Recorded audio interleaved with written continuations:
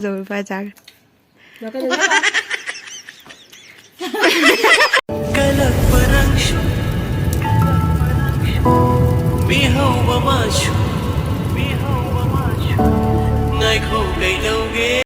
nha nhà sĩ đình mà máy bắt tìm kia không phải là gì đâu rồi đấy hầu đấy xin là kịp đây giờ em có subscribe view mình kia cho kiếc xem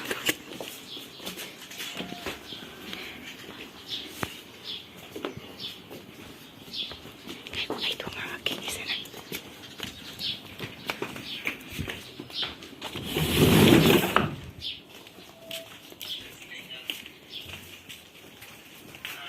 tung rồi bông ạ thế mày cái tham đấy lao Happy birthday mama Happy birthday đâu đây ako lo birthday bi tay giữ ra sai đây nè tụi mình còn xem gì đó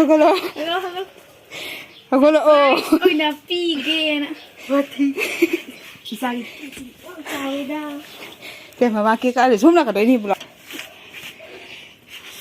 Happy birthday to you nghe không có chân dẫn ha bà birthday cake tôi chào chạy nó pi đây nè không mà ba cake ra gì đấy Cho đây, là đi. Indoor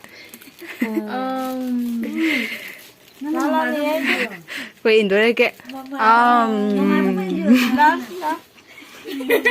Mama đâu tí rồi sao? Ngoài đó đi liền rồi. Nhập gì là cái nói gì cứ lo. Dễ đi đâu? Mà có đã rồi phải chắc. Rồi cái gì đó lo?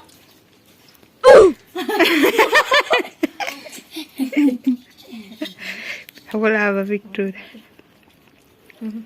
Cake rồi đấy. Give the pig. Bye. Thank you. Cái nữa hàng đôi cái gì? gì? chị em tôi được cái đầu của Chị em đồ phần xe gai rồi. Xe gai gì chứ? chứ nó đang đợi Dạ đấy. Mình làm mà give hàng nhé. Mà chưa nên gọi là gì vậy? Nó tiền là gì?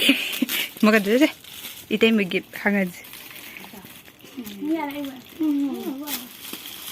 Ba. Hàng khó rồi cái nó tao bị tôi đi ra là. 파자바니 해야이도. 하자면은 나 좋잖아. đây chị em cũng đang quen chuyện này thế cả 고마운 다 cái 와를 심저리버네.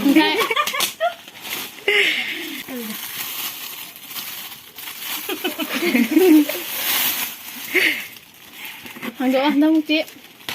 rồi